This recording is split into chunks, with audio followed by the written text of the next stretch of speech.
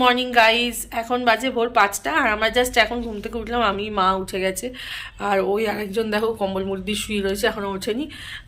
মানে এক ঘুমে পুরো সকাল বলতে পারো। সারা রাত ঘুমিয়েছি মোটামুটি 11টা 15-20 দিকে, আর একদম সকালে গেছে ভেবেছি বাড়িতে আছি। আর বাবাও ফোন করেছে ওখান থেকে 5টার সময়, এখানে ডাকলো ওরা যে পুজো দিতে যাওয়ার আছে। তো ওই জন্য এখন উঠে পড়েছি, উঠে পড়ে ফ্রেশ ট্রেশ হবো, ব্রাশ হয়ে গেছে, এখন ফ্রেশ হবো, স্নান করব। আর ফোন নিয়ে তো পুজো দিতে যেতে পারবো না, তো রেডি হয়ে নিই বেরোনোর সময় তোমাদের মানে বেরোবো, বেরিয়ে পুজো টুজো দিয়ে তারপর তোমাদের সাথে এসে দেখা হবে। কিন্তু তার আগে যদি পারি, আমি ফোন তো নিয়ে যাওয়া অ্যালাউ নেই, তাই ফোন বাড়িতেই মানে হোটেলেই রেখে যেতে হবে, ফোন ব্যাগ এগুলো রেখে যেতে হবে, ওখানে নিয়ে যেতে পারবো না। আর চলো দেখতে থাকো আজকে সারাদিনের পুরী ডে 2 ব্লগ আমি এখন থেকে স্টার্ট করলাম, তোমরা দেখতে থাকো আর সঙ্গে থাকো।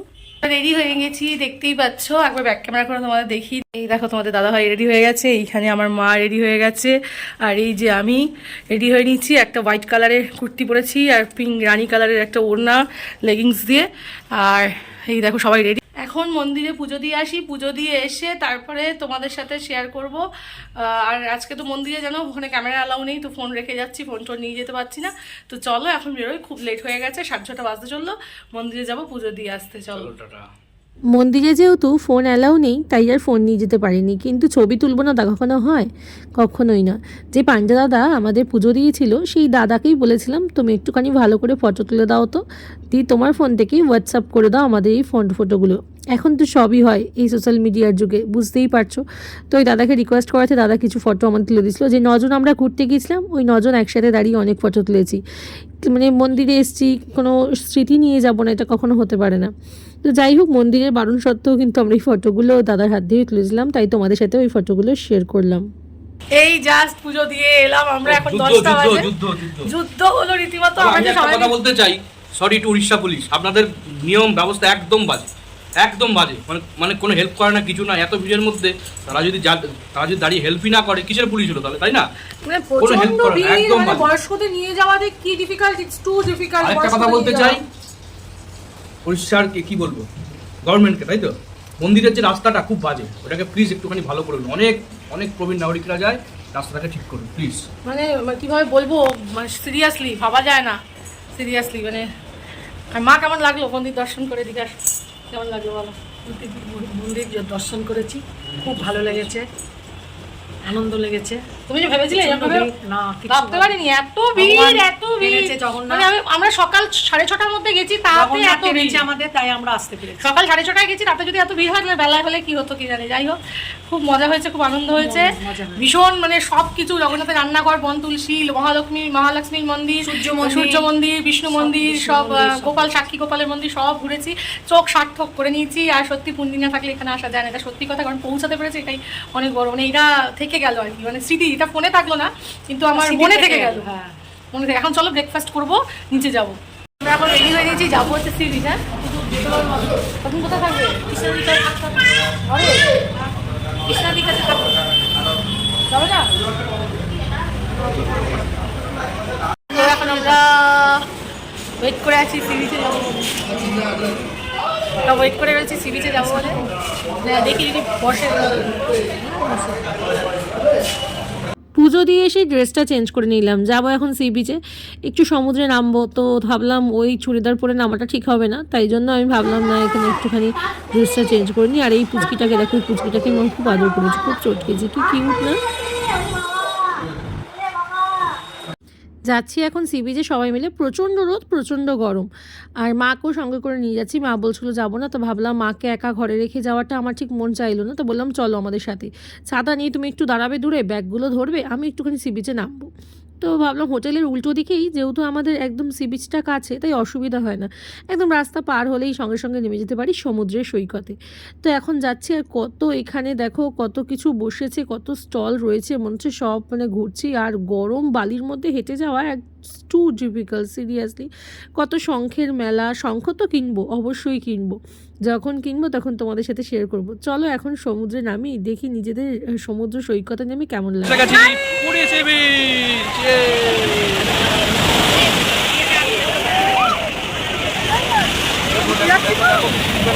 দেখো দেখো দেখো দেখো, চলে যাচ্ছে পাঁচতলা থেকে। ওই যে এই যে দেখতে পাচ্ছ সমুদ্রের জল তোলা হচ্ছে দাদার জন্যে। ওই যে দাদাভাই জল তুলছে সমুদ্রের জল।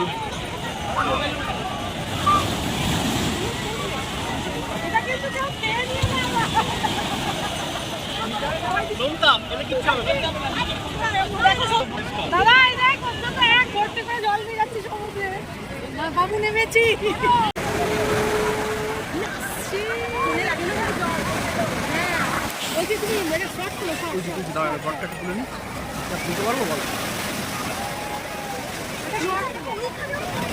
বাপরে একের পর এক ঢেউ দেখতে দেখতে কখন নিজেদের গা ভাসিয়ে দিয়েছিলাম সমুদ্র সৈকতে বুঝতেই পারিনি। অনেকটা বেলা হয়ে গেছে আর মানুষের ঢল কিন্তু একটুও কমেনি। সবাই কিন্তু নিজেদের মনে সমুদ্র সৈকতে গা ভাসিয়ে দিয়েছে। আর ওই যে তোমাদের দাদাভাই দূরে দাঁড়িয়ে আছে, ও আর উঠতেই চাইছে না, কিন্তু আমি এখানে ব্যস্ত নিজেদের নাম লিখতে। সমুদ্রের পাড়ে এসেছি, এরকমভাবে না নাম লিখলে হয়? একটু রিলস করব, তবেই তো ভালো লাগবে। যদিও তোমরা এই রিলসটা হয়তো আগেই দেখে নিয়েছো। আর দেখো সমুদ্রের জল ঠিক ধুয়ে চলে গেল আমার নামটা, যত দূরেই লিখি না কেন। এখন একসাথে দুজনে পায়ে পা মিলিয়ে হেঁটে চলেছি সমুদ্রের দিকে।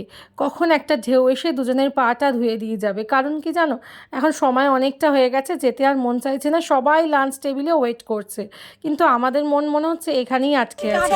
যাওয়ার সময় একটু শপিং করব, তাই ভাবলাম টুকটাক সবার জন্য কিছু নিতে হবে। একটু শাঁখ কিনবো, 2 বাড়ির জন্যই কিনতে হবে।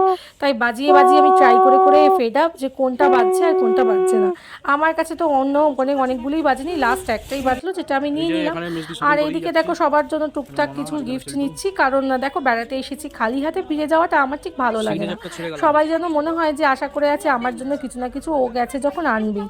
তাই সবার জন্য টুকটাক করে কিছু নিয়ে নিচ্ছি জিনিস। দিনের বেলায় প্রচণ্ড গরম তো, তাই বেশি স্টল খোলেও নি, অনেক স্টলই বন্ধ, বেশিরভাগটাই বন্ধ। আর কিছু খুলেছে, সেগুলো ঘুরে দেখছিলাম। এখান থেকে একটু গামছা দেখছিলাম, কারণ সবার জন্যই আমার গামছা মোটামুটি নেওয়া হয়ে গেছে। তো ভাবলাম আর একটু গামছা দেখি, যদি এখানে কিছু হয়। তবে না, আমার মনে হলো দোকান থেকে যেগুলো নিয়েছি সেই কোয়ালিটিগুলো ভালো। এখানে দেখো বেশ কিছু ব্যাগ দেখছিলাম, ব্যাগগুলো কিন্তু খুব সুন্দর।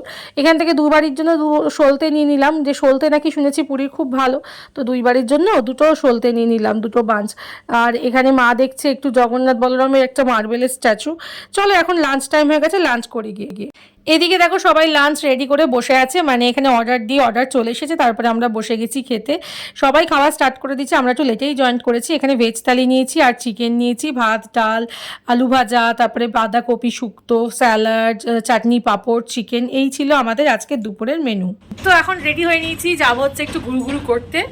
আর আমাদের ওই দেখো মা ওখানে রেডি হয়ে নিয়েছে, একটা শাড়ি পরে নিয়েছে, আমি একটা সিম্পল টপ আর জিন্স পরে নিয়েছি, আর তোমাদের দাদাভাইও পরে নিয়েছে, দেখাচ্ছিও আসলে, আমাদেরটা একবার দেখিয়ে দিই। দেখো আমার রেডি হয়ে গেছি, এই যে আমি এই জিন্স টপটা পরে নিয়েছি, আর এই যে মা। এখানে প্রচণ্ড সাউন্ড হচ্ছে, ডুব করে কিছু একটা ভাঙছে, তোমরা শব্দ পেতে পারো। আর একজন ওই বারান্দায় গেছে চেঞ্জ করতে, চেঞ্জ করার জায়গা পায়নি, ব্যালকনিতে গেছে চেঞ্জ করতে। দাঁড়াও তোমাদের দেখাই, দেখো একজন চেঞ্জ করে চলে এসেছে। এই দেখো ও জিন্স আর গেঞ্জি পরে নিয়েছে, আর এই যে মা। চলো এই দেখো ও আর জিন্স আর গেঞ্জি পরে নিয়েছে, এই যে মা। চলো এখানে মা রেডি হয়ে নিয়েছে, এখন আমরা রেডি। ওদিকে দাদা ভাই দেওয়া নক করি, এই ঠিক আমাদের অপোজিটের রুমটাই ওদের। রেডি যাচ্ছি পুরী সাইট সিনগুলো দেখতে, যেগুলো আর কি লোকাল সাইট সিন। তো চলো যাই, গিয়ে ঘুরে দেখাই। চলো এখন যাচ্ছি গুপ্ত বৃন্দাবন, অনেক ভালো জায়গা ঘুরতে। চলো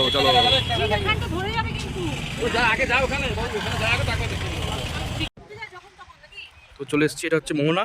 এই যে এই জায়গাটা বলছে আর কি বর্ষাকালে এখানটা একদম পুরো জলে পরিপূর্ণ হয়ে যায় এই জায়গাটা। আর আওয়াজ শোনো ঢেউয়ের, সমুদ্রের। আর এইখানটা ফাঁকা বলে ঢেউয়ের যে মানে উচ্চতা এবং গর্জন দুটোই বেশি।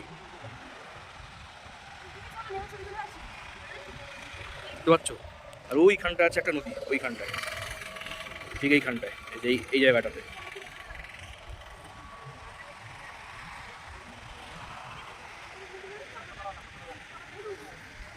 বৃন্দাবন যাওয়ার ভিড়, এই যে গাড়ির লাইন, কেন যে এত ভিড় হয়, কেন যে এখনো ওয়ান ওয়ে রাস্তা কি জানি বুঝতে পারি না। আর ভিড়ের মধ্যে থেকে দেখে একটুখানি কাজু গাছ দেখে নাও, এই যে এটা হচ্ছে কাজু গাছ, এই যে দেখে নাও। অজস্র ভিড় কাটিয়ে এখন আমরা পৌঁছতে পারলাম অ্যাট লাস্ট বৃন্দাবনের দিকে, অর্থাৎ গুপ্ত বৃন্দাবন। সত্যি গুপ্ত বৃন্দাবন অনেকটা ভেতরে, একদম গুপ্ত স্থানেই বলতে পারো। আর এটার জন্য থ্যাঙ্কস টু দাদামণি। এত ভেতরে এত সুন্দর যে দেখার একটা জিনিস আছে, এটা আমরা হয়তো জানতামই না, অনেকেই জানি না, কিন্তু অনেকেই আবার জানেও। জানো, প্রচুর ভিড়, মানুষের ঢল দেখলে আমি শুধু অবাক হয়ে যাচ্ছি যে এত ভেতরে মানুষের খুঁজে খুঁজে আসো, কিন্তু সত্যি এতটা ভেতরে এই জায়গাটা গুপ্ত স্থানেই বলা যায়, কারণ এই গুপ্ত বৃন্দাবন নামটা কিন্তু সত্যিই সার্থক। বৃন্দাবন মানেই তো রাধাকৃষ্ণ, আর রাধাকৃষ্ণের লীলা আর প্রেমে কে না পড়তে চায় বলো। কৃষ্ণ প্রেম কিন্তু একদিকে যে পড়ে কৃষ্ণ প্রেমে, সে কিন্তু চট করে বেরিয়ে আসতে পারে না। সত্যি তাই, বেরিয়ে আসা যায় না, এ এক অপার মহিমা। দেখো, এখানে আমরা ঘুরে ঘুরে দেখছিলাম মন্দিরটা, কিন্তু এর ভেতরেও যে অনেক কাজ আছে। এরপরে যে বৃন্দাবনের ভেতরটা আমরা ঘুরবো, তোমাদেরকেও শেয়ার করছি। দেখো, এখানে এত সুন্দর করে রিপ্রেজেন্ট সব কিছু, সমস্ত স্টোরিগুলো এত সুন্দর করে মূর্তির আকারে বিভিন্নভাবে মানে রিপ্রেজেন্ট করেছে, এত সুন্দর করে প্রেজেন্ট করা।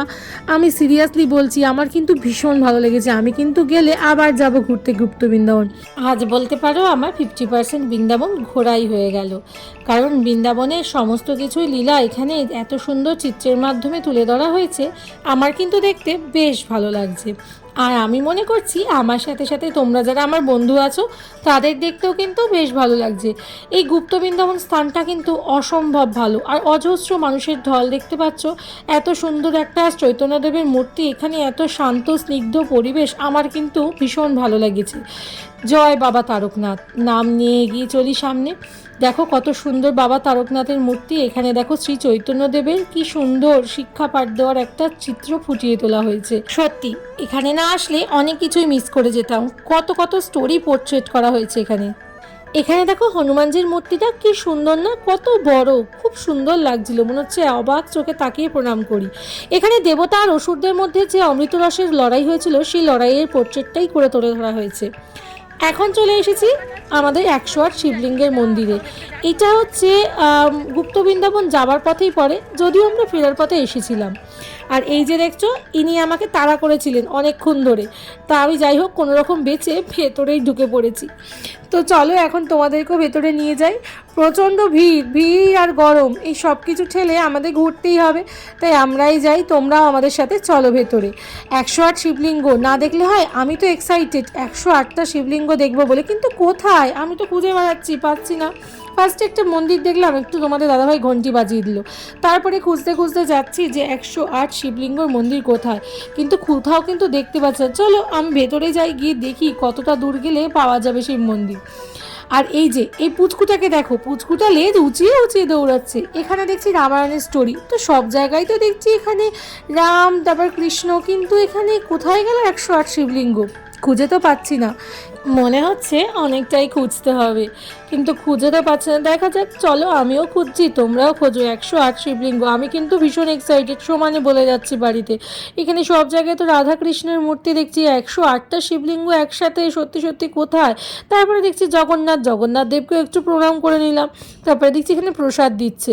তারপরে দেখছি ঘুরতে ঘুরতে ওই রাক্ষসটা হঠাৎ করে চোখে পড়লো। ওর ভেতর কি আছে? সবাই হাঁ করে আছে, ওর ভেতরে সবাই ঢুকছে কেন? ওরে বাবা, এখানে তো ঢুকে দেখি এইখানেই 108 শিবলিঙ্গ। এখানে দেখো 108টা শিবলিঙ্গ, তাদের আবার 108টা নাম। আমি তো ফার্স্ট টাইম দেখলাম 108 শিবলিঙ্গের 108টা নাম। আমার জানা ছিল শ্রীকৃষ্ণের 108টা নাম, কিন্তু মহাদেবেরও যে 108টা নাম আজ জানলাম। সত্যি জানার কোনো শেষ নেই, অনেক কিছু জানা বাকি আছে জীবনে, সবে তো শুরু, কি বলো?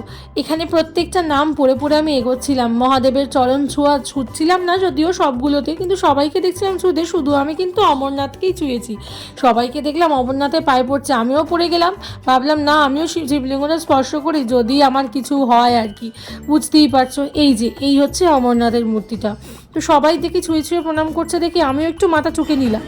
আর এই যে দেখতে পাচ্ছ রথ, এই রথের চাকা, রথ তো বলা ভুল হলো, রথের চাকাটা সবাই ঘুরেছে দেখি আমি আর মাও ট্রাই করছে, কিন্তু বিভৎস ভারী ছিল, বিশ্বাস করো। আমরা একার পক্ষে ঠেলা সম্ভব, তাই দুজন মিলেই ঘোরানোর চেষ্টা করছিলাম, যদিও খুব ভালো করে ঘোরেনি।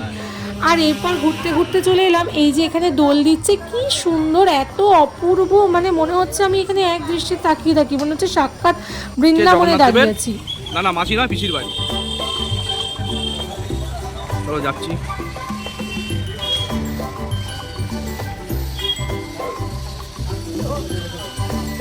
বন্ধ?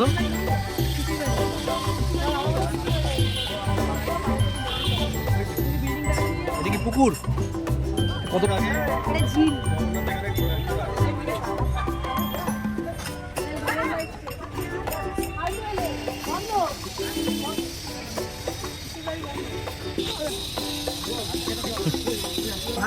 ধরছে, মাছি।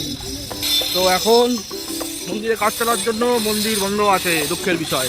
তাও ঘুরতে এসেছি। এটা কত মাছ দেখো, কত মাছ।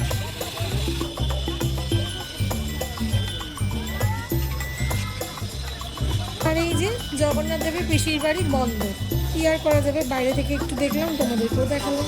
চলো যথারীতি বেরোনোই যাক। ওই যে ওখানে দাঁড়িয়ে আছে ওরা। এই রাস্তায় রথ চলে, দেখো কি সুন্দর। হ্যাঁ দেখো না কত চওড়া রাস্তা। হ্যাঁ জয় জগন্নাথ। গাইস, এটা হচ্ছে জগন্নাথ দেবের মাসির বাড়ি, কিন্তু কিছু কাজের জন্য হয়তো এই জিনিসটা বন্ধ আছে। আশা করছি খুব তাড়াতাড়ি ওপেন হয়ে যাবে জগন্নাথ দেবের মাসির বাড়ি। যে রাস্তাটা দেখালাম এই রাস্তাটা ধরে একদম এই যে এইদিক হচ্ছে মন্দির, একদম এই রাস্তাটা ধরে সোজা এই এরিয়াটায় জগন্নাথ দেবের রথ এই অবধি আসে, আর এসে এই মাসির বাড়িতে জগন্নাথ দেবের রথ এখানে এসে থামে। তো এখন সবাই মিলে এলাম গোল্ডেন সি বিচে। ওদিকে বাবার মামুনি নেমে গেল, ওরা চলে যাচ্ছে বাড়ি। আর আমরা এখানে চলে এসেছি 5 জন মিলে গোল্ডেন সি বিচ ঘুরতে। চলো ভেতরে যাই। এটাও বলে খুব সুন্দর, আমিও ফার্স্ট টাইম আসছি, যদিও পুরীতেই ফার্স্ট টাইম। আর কি বলবো, চলো ভেতরেই যাচ্ছি। এখন দৌড়াতে মাকে হাতে করে নিয়ে আগে যাচ্ছি যে কি হচ্ছে। মা বলছে আর হাঁটতে পারছি না, অনেকটা হেঁটেছি। ওয়াও, দারুণ লাগছে কিন্তু দূর থেকে ভিউটা। চলো এখন কাছে যাই। এখানে কিন্তু খুব সুন্দর করে সাজানো সি বিচটা, সিরিয়াসলি খুব সুন্দর করে সাজানো, একদম গোয়া ফিল আসছে। আমার মনে হচ্ছে আমি গোয়াতেই চলে এসেছি। এত সুন্দর নীল চেয়ার দিয়ে সাজানো, মনে হচ্ছে গোয়াতে এসে একদম এখানে ফিল দিচ্ছি। সিরিয়াসলি দারুণ লাগছে। চলো ভেতরে যাই, আরও এগিয়ে যাই সমুদ্রের কাছে। সিরিয়াসলি এত ভালো, কি বলবো, দারুণ ফিল করছি আমি, জাস্ট ফিল নিচ্ছি এখানে। দেখতে পাচ্ছ তোমরা গোল্ডেন বিচ, পুরীর গোল্ডেন বিচ অসাধারণ। আমরা যেখানে আছি সেখান থেকে অসাধারণ, গোল্ডেন বিচের সৌন্দর্যটা দারুণ। সি বিচ তোমরা দেখতে পাচ্ছ, শুরু করলাম এখান থেকে। এই যে অ্যালুমিনিয়ামের সব বাসনপত্র, আর এইখানে তো আছে দেখতে পাচ্ছ যেগুলো শঙ্খ সকালে কিনে নিয়েছে, আবার দেখছে।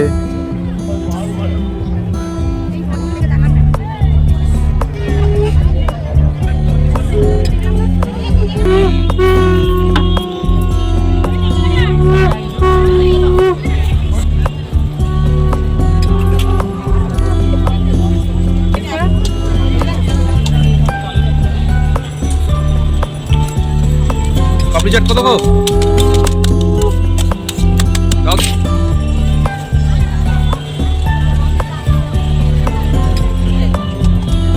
ঘুগনি ছাড়া হবে না।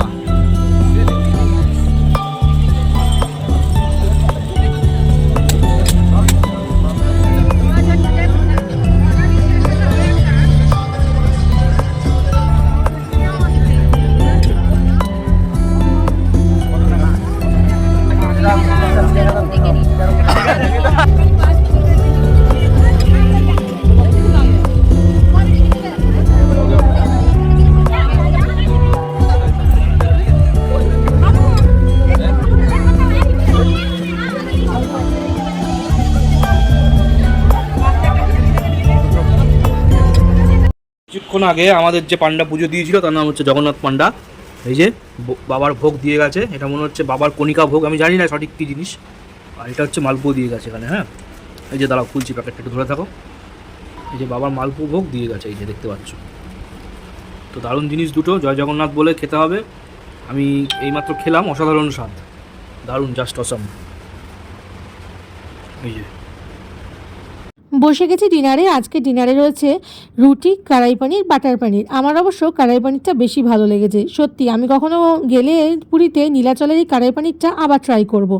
আর আমার চোখ মুখ দেখে তোমরা বুঝতে পারবে আমি কতটা পরিমাণ টায়ার্ড। আর এখানে আমি ওভারভয়েস দিচ্ছি কেন জানো, ফ্যানের প্রচণ্ড আওয়াজ হচ্ছিলো, তাই ভাবলাম একটু ওভারভয়েস দিয়ে তোমরা ক্লিয়ারলি শুনতে পাও।